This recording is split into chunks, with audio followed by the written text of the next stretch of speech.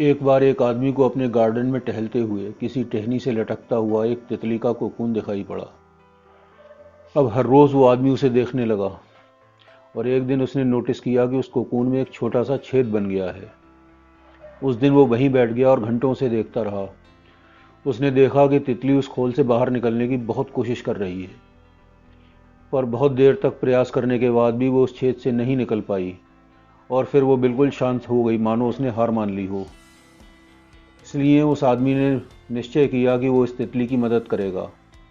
उसने एक कैंची उठाई और कोकून की ओपनिंग को इतना बड़ा कर दिया कि वो तितली आसानी से बाहर निकल सके, और यही हुआ।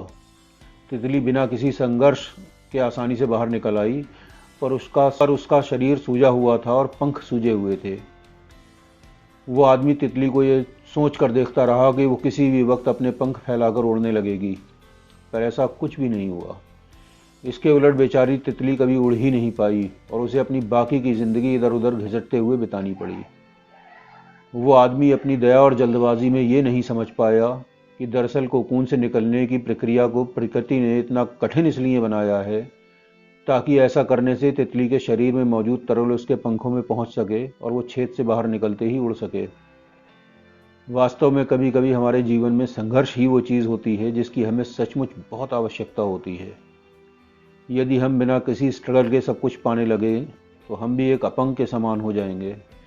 बिना मेहनत और संघर्ष के हम कभी उतने मजबूत नहीं बन सकते जितनी हमारी क्षमता है। इसलिए जीवन में आने वाले कठिन पलों को सकारात्मक दृष्टिकोण से देखिए।